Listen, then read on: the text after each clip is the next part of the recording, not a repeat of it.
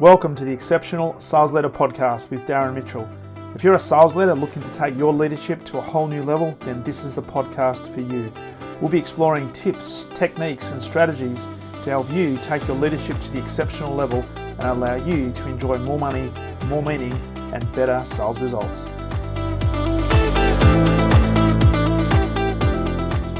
Welcome back to the Exceptional Sales Leader Podcast, and a very special welcome to a man who has just shared with me that on a normal day he'll go through about 3 shirts.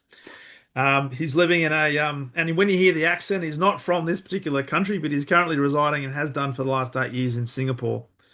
He is an author, not just an author of one book. He's an author of 10 books, 6 that have been published, one of them about to be published. A global negotiation expert, performance coach, entrepreneur, global speaker. And I've got to say this, Tim, before I officially introduce you, recognized as one of the top 30 negotiation professionals in the world by global gurus, both in 2025 and 2026. So for people listening to this, and if you're in a sales position, which you would be, because otherwise you wouldn't be listening to this podcast, what we're about to talk about is going to be very, very pertinent to what you do. So with that introduction, absolute pleasure to welcome to the podcast, Mr. Tim Castle. Castle, you got it. Thank you so much, Darren. That was a glowing introduction, and I know we're going to have a good time. It's no, looking forward to this because we've already been shooting the breeze for about 15 minutes. Then we thought, shit, we better press record because actually I often wonder whether the pre-call is something that we should be sort of recording, because sometimes there's absolute gold in that. And I think so. there's been some that I've actually forgotten to press record, and the person saying, "Are we recording this?" And I said, "Oh shit, no, I better press record now. Can we start again?" It's easy done. But it is all good. So, mate, you're in Singapore right now. You've just shared with me that one of your sons was born in Australia and spent some time in Australia. That's right. First son was born in Australia. Second shirt of the day, if for those that are counting. And yeah, they've got Aussie passports as well. So yeah, big connection to Australia. Love it. And you're originally from the UK. So before we jump into the topic of negotiation and how that relates to sales and sales leadership, just to love to know a little bit about the background, and how you got into sales, and specifically what has led you down the path of what you're doing today in terms of, helping organizations and teams with this art of negotiation, particularly in the current era that we are living in. Yeah, so I started off. I'm from Nottinghamshire, which is the land of Robin Hood. I live about 3 miles away from Sherwood Forest. And then I moved to the bright lights of London and got a job as a negotiator. So hence moving into that field. And it fit my personality, right? It fit what I'd already felt connected to and the art of possibility. And I did that for 10 years. Now, what I'd say is I got into rooms that I probably would get into 20 years into a career, but I got into them at the beginning of my career. So I was sort of thrust into the upper echelons of like how deals get made. And I got to witness some of the finest negotiators in the world doing multi-million-dollar deals and then running quite a big portfolio, very well, 60 million to 100 million, like decent sized deals that whether you're outside of Singapore or not, you can, if you get them wrong, start to sweat a little bit. So you essentially learn because you're negotiating all the time. Yeah. You learn not only how to deal with rejection, but you learn how it goes wrong. You learn what the other side of the table is doing wrong because you're meeting all different types of people and they haven't had the training. They haven't, this is the one negotiation they do in a month, but this is your 20th of the day, right? So very different levels of creativity and also ability to control the room. And so learn from the best, and then moved into sales and really got like to grips with BD and sales process and taking companies from being the first person on the ground in a region to then exploding them across different territories and markets and understanding the nuance there. And so that gave me that like at the coalface experience. And from there, I wrote the momentum sales model because I could see there's just so many companies that need to keep momentum, but also through good times, through bad times, through sellers that they just get out of whack or they haven't got the right attitude. And then books started flying out of me, and I haven't stopped since. So yeah, we've got six books out, and yeah, magnetic influence out in a couple of months. So very, very Nice. exciting. Is one of those books, and I didn't ask you this beforehand, but one of the notes I've seen come through is the old Dale Carnegie book, How to Win Friends and Influence People. Is one of the books How to Win Sales and Influence People? That's a good title. I might steal that. It's a Um, great title. it typically is like, yeah, I've got the first domino, which is how to land your first client in 90 days, and I think that would resonate especially with how to win friends and influence people because Mm, there's these foundational books like Robert Cialdini with The Psychology of Influence and yeah. yeah, How to Win Friends and Influence People. And if you listen to like Jim Rohn and Tony Robbins, like all these foundational psychological aspects Mm, of how we do sales and influencing people. But the world's changed. It's yeah. moved on. And Yeah. so what I'm doing now is essentially modern day negotiation, influence, and persuasion. Love it. And that's what I want to get into. Before I do, though, you mentioned something really interesting that in the early stages of your career, got access to big deals Hmm. and you're able to get access to rooms that perhaps people that at your level of experience and tenure probably didn't get to at that stage. I'd love to just to pick your brain a little bit about some of the observations around characteristics, even back then, of the master negotiators. Because the one thing I've learned through running negotiation skills or doing trainings with sales teams and certainly with leaders is often people look at negotiation as a competition that I've got to win. So it's almost like this zero-sum game. So I'm really curious in terms of what helped form your approach to negotiation based on observations of some of those big deals and the masterful negotiators that got them done. Darren, I love this. You've started off with an amazing insight there. Like that's totally true. So I think for me, what it came down to, and the best in the business, they're able to control that emotional temperature of the room regardless of what's going on. So they know and they expect the other side or the other counterparty to have that interpretation of what negotiation is. Mm, So they've walked into the room and they understand, hey, you're probably a dominant character, you're a commercial leader, a managing director, a CEO, whoever you are, and you really probably don't want to do this deal. Or at the same time, you want to get the maximum value for you at the mm, lowest value for me. yeah. And so the master negotiator knows that going in, and they expect that. Mm, They also have a philosophy of, well, negotiation is about creation of value and mm, expanding the size of the pie. And so when you come into the room, knowing that you're the guide, knowing that you do this day in, day out, and that this is your business, you don't necessarily need this deal as much as the other person. And yeah. when you know that, you're able to have a lot more fun and stay very calm. So when they're banging their fists on the table and reenacting this Wall Street scene that they've seen in movies and doing the thing that would normally freak out the other person on the side of the table, Mm, you don't freak out. And that, yeah. the facade is gone. But then you walk them through how we can create more value together Mm, and at the same time almost hold a mirror to how they're being to themselves. So they get yeah. to all they get to see is themselves. You're not going to go down that road, but you get to see how you're behaving. So you're subconsciously raising the standard through your Yes. own behavior. Yeah. And I love that. that's what I saw a lot of on repetition, but it's the ability to deal with different people. So you'll have a negotiation with a dominant person, and next we're going to go over and have a negotiation with someone who's bubbly, charismatic, and perhaps Mm, going to say yes to everything, but it actually means no. yeah. And not they haven't got the influence internally to actually agree to all of these things. And so knowing who you're dealing with and being able to understand where to prioritize your time whilst not needing the deal because you've created other options is just Mm. it's gold.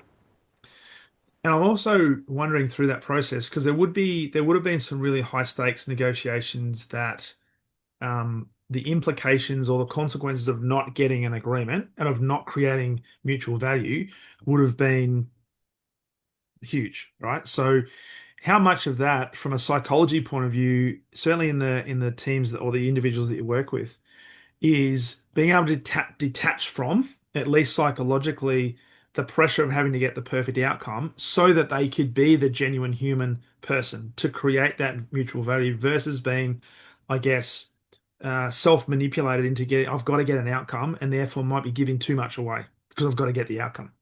Yeah, Darren, that's probably the biggest it. Like value is lost in that process you just explained, and Mm, the non-expert among us, even in sales and negotiation, whatever label you want to put on it, they're just focused on them, and they're so desperate, and it mm, reeks of desperation. So when you're going into that negotiation room and you need it too much, you're basically lost already. You've lost mm, already, and that's again, it goes back to that same principle of me versus you, versus someone that goes in and is able to step back and go, right, I have many tools at my disposal for influence. One of yep. them is the power of story authentically shared. So I'm going to walk you through. Do you mind if I share you a story? I've been down this road before, and this is how it turned out. Like I shouldn't be sharing this, and you when it's real and you shouldn't, they can Yeah. feel that. And Yeah. yet, hey, how about something like this? And so you're switching it through, but being able to reframe that in the moment whilst Mm, bringing them on and acknowledging why. So acknowledge why they'd want. I completely hear you. I totally get you don't want to do that level of discount, and it's real, right? I get yeah. it. I've been in your shoes. I totally get it.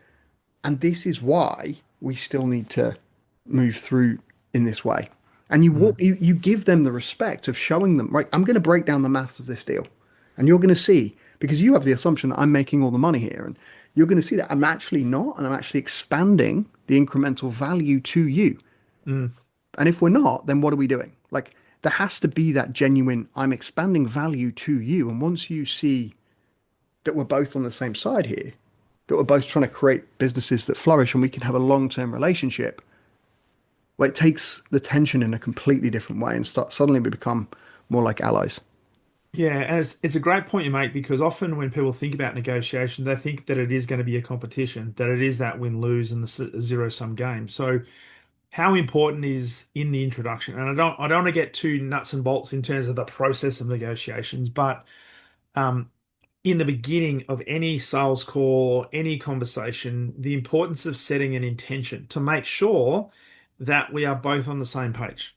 So the executive that comes in to want who wants to maximize the amount of profit and margin they have and not give too much away, and the other party that's wanting to do something that may not necessarily be margin, but might be something else.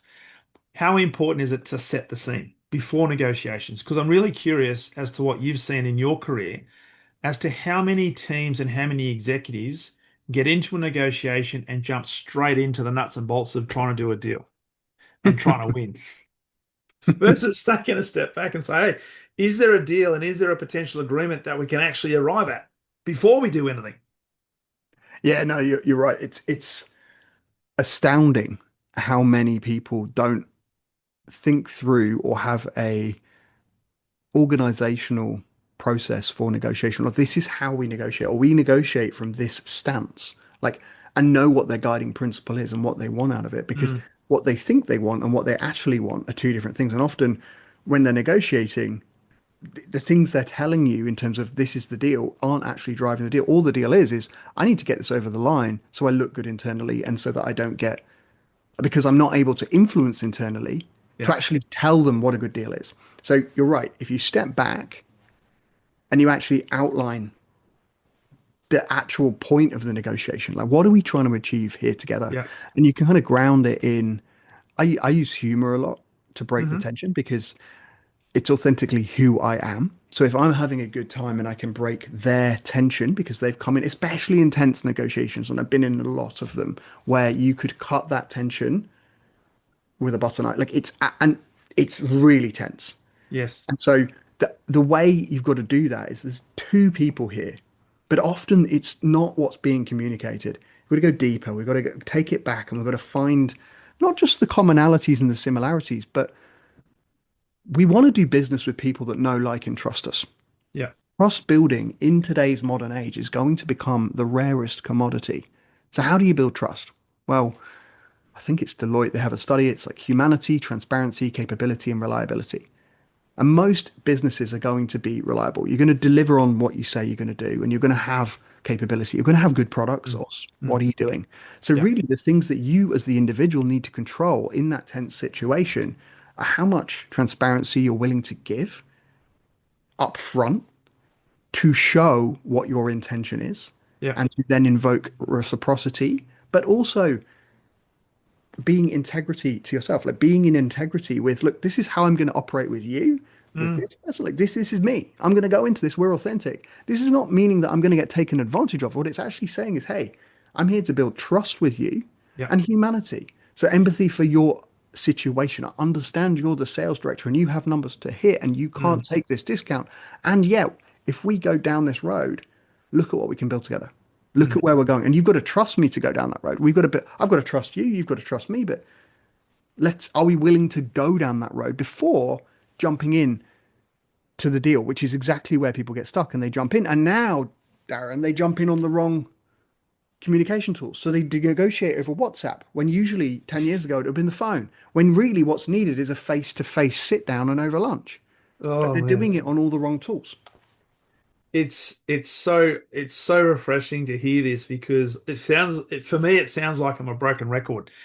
So a lot of the teams that I work with, they have communication tools which appears to have the human to human, face to face, nose to nose, toe to toe interaction as like the last resort.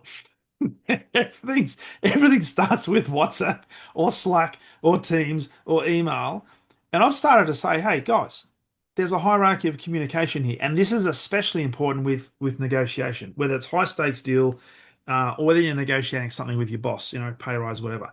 Number one is it got to be face to face, like nose to nose. If you're in the same location, then don't send them an email. Go and talk to them, face them, eyeball them. Then, if you can't do that, jump on what we're on now, like Zoom, Teams, whatever, FaceTime. And then the third one is voice, but Oh, never ever. And the fourth one I put down just as a bit of a asterisk. The fourth one is email or some form of written communication, but do not make that the only form of communication. Use it as a backup to what you've just either spoken to or seen somebody through a video or spoken to face to face. So it yeah, that's astounds the me. problem. That's the problem because that's where people go to at the first stop is Yes. I'm going to WhatsApp you the deal and then I'm going to misinterpret what you say back because I can't see you because body language is 55% of all the communication and there's no voice, which is the other 38%, and 7% is just what you say in terms of That's influence. Like, right. and then we're going to end up in loggerheads and we're going to have to meet anyway. So, Tim, in your experience then, and we're going to talk about the evolution of negotiation and how technology has changed, and I guess the way people are working has changed because a lot of us are working in hybrid environments, and you're working in an office in Singapore. I'm in my office here in Melbourne. Um, do you reckon it's the proliferation of the ease of technology, the ease of access, or laziness, or something in between that has led to people reverting to easier forms of communication in their eyes and not doing the thing that really people want and crave, which is human connection?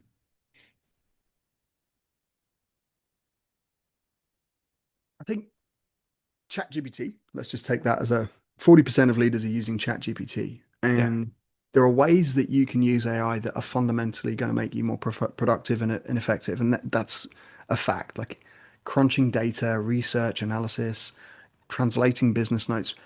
And yet, with that being the ease, it's so easy to erode the habit of the very thing that's going to make you valuable in the next 18 months. And that's the problem is that it's easier to default to have AI do the complete picture Mm. and to have it tell you how to speak and the words you should be using and only have those words, right? And then miss out on the fact that, yeah, we need to meet face to face. And it's me that's got to control the emotional temperature of the room when things go sideways or I'm misinterpreted in the room. And there's other egos at play and reasons. So being understanding about what AI is good at and what the human is good at. So I see it as a new professional archetype that's Okay. evolving now. It's called the hybrid negotiator. That's the sweet spot. So it's not the Luddite that isn't using AI. It's not the Yep. person that's saying, hey, I'm going to reject this and I'm going to go all human. It's the person that's able to use AI to prepare for your negotiation. So you're building the habit of preparation because, as we said earlier, no one is really doing that in sales, right? No one's really Mm. preparing properly.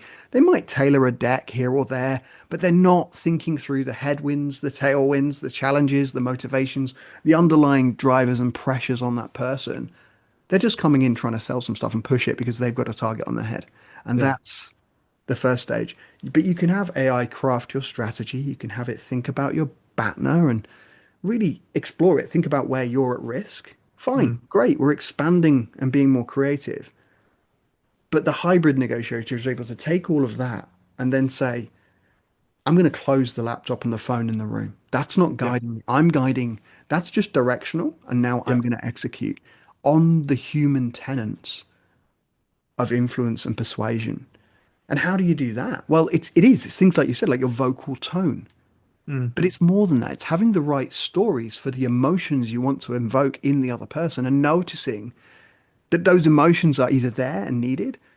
So if they're anxious, I need to create action. I need to show them through how they're going to do this, loss aversion, like all of the different techniques to be able to build that story and capture that emotion. Also neurochemically as well, like to Mm. be able to create the attention because if they're not focused in the room, like they're not paying attention, their phone's going and they're Yeah. using ChatGPT. So again, knowing that they might be using these things to negotiate with you and not be that hybrid negotiator. They're that Yeah. all in on AI negotiator. And so they're just on the other side of this.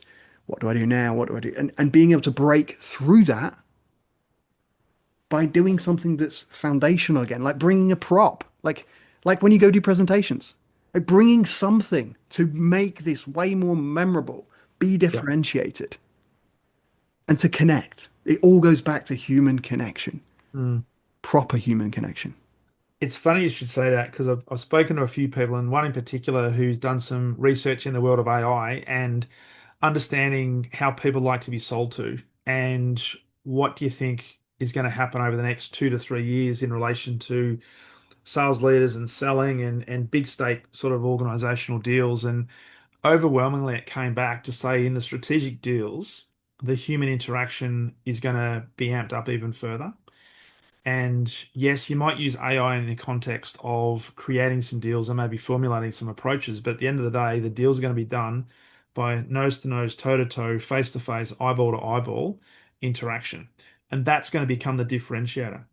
So I love what you're talking about around the hybrid negotiator and that you need to use the technology that's available because with the proliferation of information that's available, you need to have some sort of mechanism to be able to distill it down into something that's meaningful. But what AI can't do yet is it cannot empathize and it cannot provide true context. And that's where the human element becomes really important because you then need to bring that story, that metaphor to invoke an emotion in the other person that hopefully is ethical influence, not manipulation, to get a result that drives mutual value.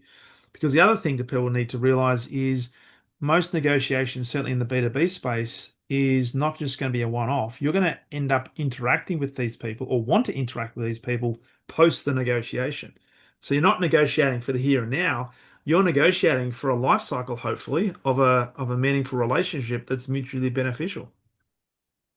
Completely. And imagine when you've only done the AI route and then you get stuck and you can't go to your laptop and ask, what do I do now? You've then got to be authentic and it just doesn't gel. Like people Mm, aren't thinking long term here because it's all short termism and I'm going to leave this job and I'm going to get more commission somewhere else. And yeah. people mistake the fact that they think the more you talk, the more you influence. And it's actually the reverse. It's actually being able to slow down and be deliberate with your words and use exactly that toe to toe and head to head negotiation, the silence and letting it breathe and really bringing your own perspective and you to the table.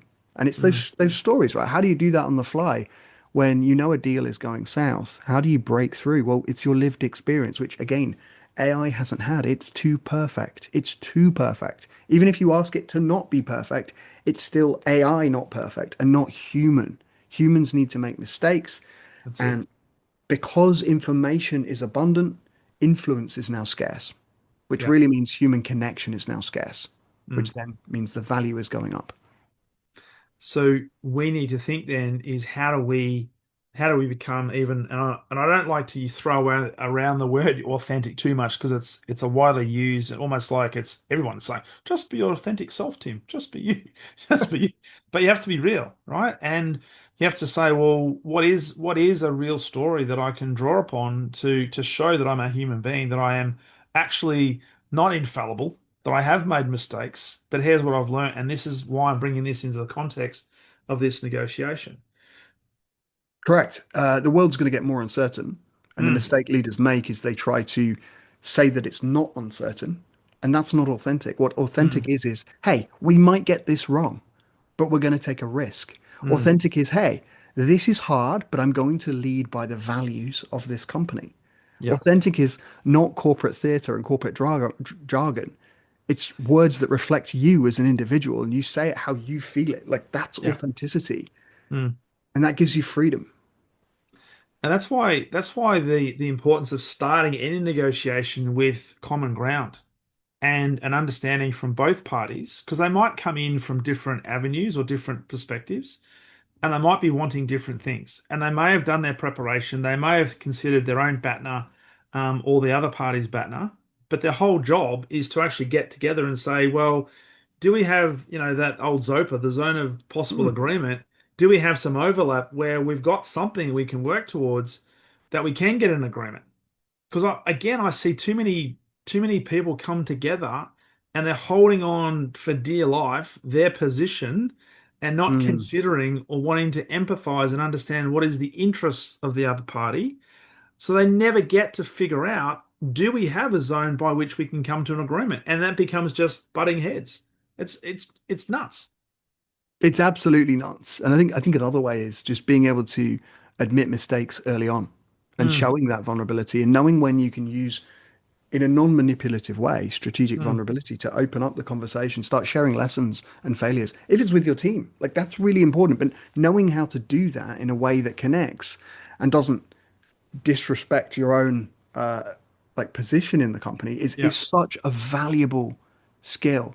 Like to Mm, give them that insight or to bring people in to how you think and to give them space to share how they think, right? mm, It's certainly about becoming more human. totally. So you mentioned before that negotiation has changed over the years, and a lot of the books that people can get ready access to, such as How to Influence and Influence People, influenced by Cialdini, maybe even The Art of War or The Art of Could be, yeah, Negotiation, yeah. and so forth. All right. Um, are you saying, because I get the sense that the fundamentals still work at their core because they're grounded in human-based psychology influencing principles that probably go right back to Socrates and Aristotle and all those sort of Greek philosophers. What has changed though?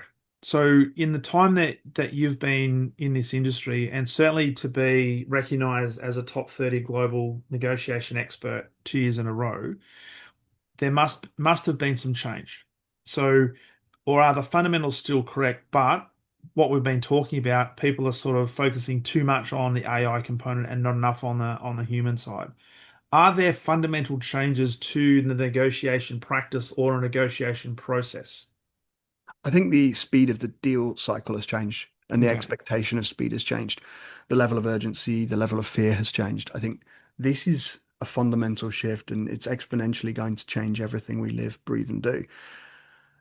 Agent to agent transactions are going to happen. Complex negotiations are going to still take place with human to human interaction. The thing that I'm trying to do is not necessarily take away the work that's been done, but build on it and evolve the conversation to say, look, right now, it's your opportunity to become magnetic. So that's someone that can have that place of psychological safety. When you are magnetic or you have a magnetic personality, you exude that emotional safety, right? Yeah. That's what you're exuding. You're non-judgmental, you're warm, you're present. These are qualities that make others feel accepted and welcomed. And so if you have that, like I think that's a beautiful place to say you can go in without saying much and create that space where people feel okay being vulnerable. That's a magnetic person.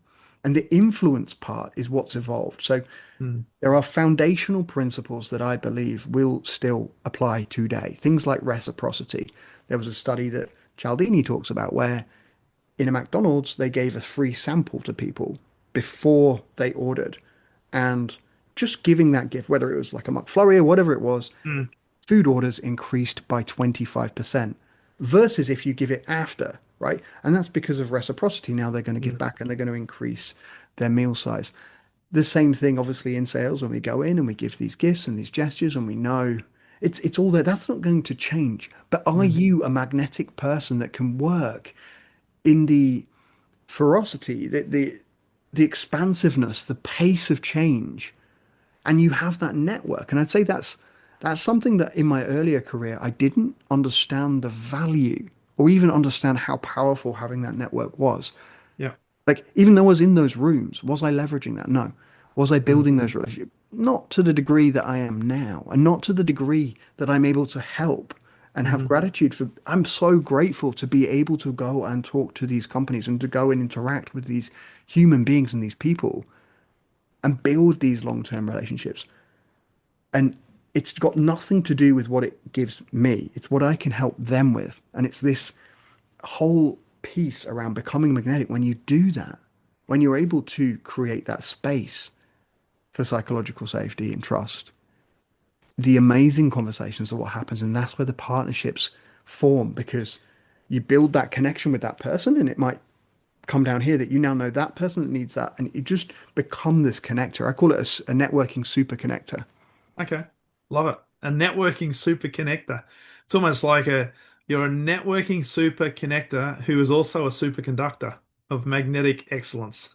Well, this is it. Look at all that jargon there. I mean, magnetic influence is going to become a phrase that people say, a bit like atomic habits, right? It's going to Yeah. become a phrase. But the way, and the publisher wouldn't let me put this in the book because it was too scientific, but the way I was thinking about it was like neurons and the Hmm. synaptic connections and the fact that you become that connector and that you're at the beginning, you're firing out all of these and you're strengthening all these signals, but then it's expanding across the neural network Mm, is your network, because the mm, power of that network, when you weave in your own gravitas, your generosity, and your authenticity, your intuition, your trust, you've got this you've got this very, very powerful. And I think that's the skill set that potentially has moved the conversations from tactics and strategy, yes.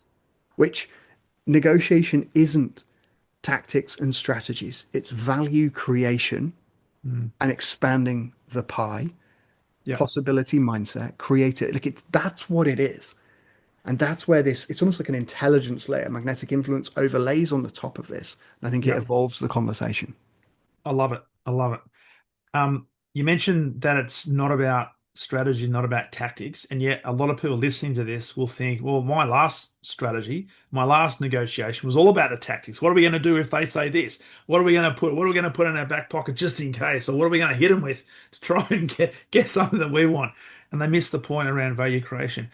I do want to talk about some magnetic influencing, I guess, tactical things that people could start thinking about to create that magnetic influence level. The Thomas Kilmann, um, what is it? Negotiation types or archetypes. You got the competitor, the accommodator, etc., etc. How does that play out in modern day negotiation from your perspective? Because we see people coming in and being competitive. We want to be collaborative, and that's where the mutual value creation actually comes into it. But because there might be people listening to this and saying, "Oh, it's all well and good, Tim. I want to be a magnetic influencer and be the radiation that creates new neural pathways for people and get the synapses flying left, right, and center." But mate, you don't understand. I'm dealing with a complete archetype that is a competitive person who doesn't listen, doesn't give. Law of reciprocity was something you probably read in a book back in the 1930s. How do I deal with some of these people? Yeah. And I think that's great that you know that. And that's information and data. And so you have to adapt in those situations. We're not saying go in and be completely transparent. Know who you're dealing with, but have the boundaries and have the belief in yourself to know when to step away. This Mm, is what this can do, because this is not about if it's a dominant competitive type person. Well, there are things that motivate that person. So we can speak to those. We can speak to that person's inner Ego. motivation, which is yeah, but let's it's going to be there, and that was the difference going back into the where I started with negotiation. A lot of that ego was in the room. Yeah, But it's not being reactive to that ego. You've got two paths. I can respond or I can yeah, react. And if I yeah. respond, that's where I can go through to start saying, well, I'm not trying to go out for a steak with you here. You don't want to build a relationship here. You just want to know how much money am I going to make and how can I look amazing internally or in the press or whatever's going, my next Mm, promotion, or I've got to buy a new house with a swimming pool. And that's what I want. Like, yeah, so we now need to fill that whilst within the bounds of our own integrity. And so yeah. there will be, it's understanding how bad do I need this deal? And remember, we're walking in not needing the deal. Mm, How committed am I to improving my skill set? So things like if we just take Michael Phelps, he's in the Olympian, he's won 28 medals in the Olympics. yeah, He didn't take a day off for 5 years, right? He just swam every day for yeah. 5 years. And we talk about this like, oh, I love business and I love sales. And it's like, well, do you? Do you? Because I know you're in sales, but do you love it? Do you really? And do you train in it? Do you do that? Are you willing to do every day for 5 years? And I'm not saying that you have to, but it's just interesting to point out the difference between being interested and being committed. And how Totally. much have you put yourself in that position with competitive negotiation types Mm, 100 times on purpose so that you can mm, get better at dealing with that rejection and that arrogance in your face so that you don't get triggered, so that you can then find new ways using humor, using different strategies to be able to be magnetic in there and still be you and to still put your points across in a way that lands for them, yeah. that they can actually, there'll be so many ways, like letting them teach you something. Mm, Let them teach you, let them talk, let them tell you about how amazing they are. Let them think they're guiding the relationship and the negotiation. But you have to, underneath all of it, understand how bad do I need this deal and what is it that I'm doing? Because it's not that one trick tactic that's going to get yeah, you through. And I think yeah. that's the piece that people miss. Even in things like negotiation, if we apply it to Navy SEALs training, right? I know it's a bit of a long shot, but we would think it's all the muscular types that are going into Navy SEALs that are going to get through, and it's not because the types of training that you have to do in the exercises are things like getting thrown into a pool with your arms and feet bound, and then being told you've got to survive for 5 minutes. And the natural tendency is to think, well, I've got to tread water, and yet that makes you breathe in all the water and you start sinking and then you Mm, panic. The actual thing that you've got to do is completely let go of what you think you need to do, relax while everyone's panicking around you. So, being mm, that dominant, competitive, profit hungry person, you've got to relax, let yourself sink to the bottom of the 3 meter pool, push up off the bottom, and then go up and catch your breath and go down again and do that for 5 minutes. And all you've got to do is shut out the noise and focus on what you're doing. And I think it's the same in negotiation. Being able to let go and focus gets you through. which sounds so, as you were talking about that and sharing that, it's like, well, that makes logical sense, but it's also so counterintuitive because if you're in a physical environment where you are bound and you cannot release it, you do go into survival. So it's the fight, flight, freeze. And it's the person that is trained, and this is what you've mentioned just before as well. If you put yourself in that position over and over and over again, it's not that you won't be completely desensitized, but you'll have the resourcefulness to be able to deal with that and have the strategies to be able to deal with that so that you can survive. And therefore, the next time you see that, you know exactly what triggers to pull because you know the answer. And you can call it out, right? You don't have to be taken for a ride and treated in ways you don't want to be, but No. it's your ability to have that exposure and have exposure therapy and go, hey, when you're ready to do a deal, I'm here, but this is Yeah. this is how I want to do a deal. Yeah. And I can see that this isn't this way you're taking it isn't somewhere that I'm able to go. It's and again, it's counterintuitive because what we've also said today is you've got to learn to detach from the need of having to get the deal, having to get the outcome. Because if you attach yourself to that, there's a level of desperation that you might actually start to react to things versus choose to respond to things. So you've got to get to a point where you're happy, quote unquote, for the deal not to happen. Completely. And that gives you freedom, right? And that in itself can be quite magnetic because it means that the other party is thinking, wow,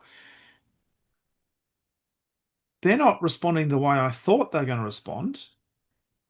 So maybe the strategies and the tactics that I was hoping to get what I want, they're not working. So it forces them to actually do a different thing, create a different tactic, create a different strategy, and that might be the catalyst that gets us to the table and aligned. And it doesn't have to be. And that's the thing. Like, you're not in the deal to always create a deal. You're Mm, there to create value and expand the size of the pie. If that mm, can't be done and it's a poor deal, yeah, you don't have to do these deals. There are plenty of options. That's why you're there as the yeah, hybrid negotiator. And you're not outsourcing your thinking to AI because yeah, people are losing their edge because of that. yes, yes. I've seen that. I see that a lot in sales. They give AI the opportunity to create a proposal. They send the proposal. They don't fact check it. They don't context check it. They send it across. And at some stage in the buying cycle, they have to stand in front of a customer or through a Zoom call and explain the context of the proposal. And they can't because it's not their work. It's horrible. It's It's horrible, but it's happening terrible. more and more. It's just nuts. It's just nuts. And I say to teams all the time, by all means, use it because you will be left behind, but use it for good. But don't completely give into it, right? You've got to interrogate it because it still has to be your thinking and your work because at the end of the day, you're still the one that's going to have a conversation with another human being. Absolutely. And people's bullshit meters are pretty good, right? They're going to They know, are. hey, Yeah. hey, Tim, this was just an AI thing, wasn't it? People can feel it. They know that they're just talking to AI. They're talking. I feel like I'm talking to ChatGPT when I talk to you. Yeah, They can feel it in a second, and yeah, people know. Everybody knows. yeah. It's nuts. So, mate, the book's coming out shortly. Magnetic Influence. For people listening to this, I want to give them the opportunity to where they can get it and connect with you and stuff. But without giving too much of the content away, are there a few key principles that people listening to this can start to either think about or start developing the muscle around this magnetic influence art form? So, ethical influence and all that sort of stuff. Are there some specific things that people can start to work on?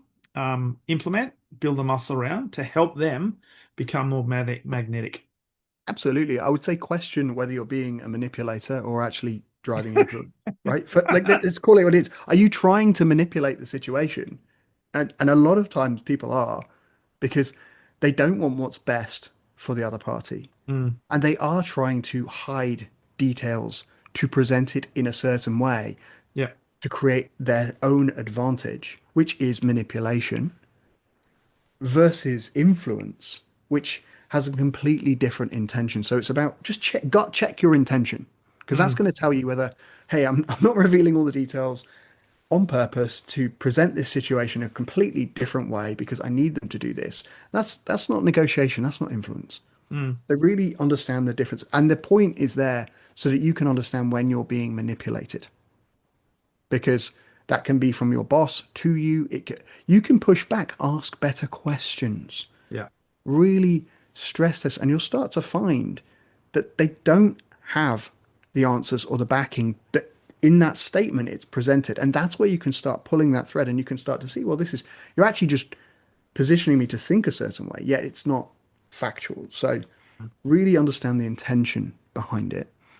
And then there are 8 principles of magnetic influence that I go into in detail. And it's the combination of those in the AI age that's going to help you. My goal here for this book is to help you maximize your influence in yeah, the AI age so that you can increase your market value. And it's not that AI is going to replace you directly, but I think if you don't get to grips with AI and you're not fluidly building that into your process to combat the speed, you will get replaced a hundred yeah, percent, a yeah, 100%. But it's yeah, being able to understand how to work and orchestrate those agents to get the best out of them whilst completely upskilling on your human side and not just saying I'm committed, I'm into sales, I love it when you don't because you're not doing the work and then you're expecting to go in there full of desperation and need and get a deal or and you haven't built the right relationship, you haven't built the right framework within which to Mm, put a whole business on top of. So that's what magnetic influence is all about. And I really do believe it's going to be a book for the modern negotiation AI era. love it. Love it. So, Tim, I am conscious of time. I've just looked at the time. You've got another call in a few minutes' time. So, Mm. uh, this episode, when people are listening to this, it's probably May 2026. The book is hope. When does it come out? 3rd of June. 3rd of June. All right. So So it's coming out pre-order 3rd of now. June. Pre-order now. Yeah. So awesome. So for people who would like to connect with you, first of all, learn a little bit more about you, but also get access to your content and also pre-order the book, where's the best place for them to do that? So I run a training academy for negotiation called the Negotiators Edge. So Hmm. negotiatorsedge.ai. Also on Amazon, you can find any of my books. If you just search for Tim Castle or Google it, you'll find my YouTube channel, my podcast, The Tim Castle Show, as well as if you just come to my other website, which is timjscastle.com, you can find everything about what I do and more information from my blog. So yeah, look forward to seeing you there. Brilliant, mate. I'll put all of that on the show notes and encourage people to check out your podcasts, check out your YouTube channel on your website, and certainly buy the books and get on the waiting list for the other four that you're going to have to also publish. That's it. That's it. They're coming. They're coming. So, mate, if there was one lasting piece of advice that you want to leave people with that perhaps we haven't covered but might be top of mind as we continue to move into 2026 and beyond, what would that be? I think leaders overestimate trust by 45%, more than knowingly, right? And so if you've got a team, if you've got a group of people that you're looking to influence, just understand that trust is the biggest needle mover right now. Mm, 79% of workers or employers, when they trust their employer, they're going to feel motivated to work and they're not going to look for outside work. Yet I'm a leader and I'm overestimating the trust. So I'm looking at them going, yeah, they trust us. They trust us. yeah. But by 45%, it's massive, right? So if you can control that delta, if you can really understand trust building, you're going to make more deals for sure, but Yeah. you're also going to be more connected to your team and you're going to just thrive in this era. That's the piece that people are missing. And it all comes down to that human to human interaction. It's 'cause 100%. you've got to care. You've got to care. Oh, that's the crux of it. Yeah. Love it.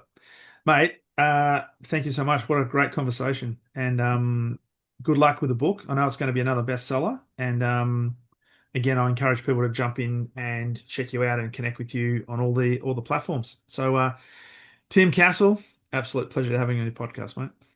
Phenomenal. Thank you so much, Darren. It's been a lot of fun. Excellent. Cheers.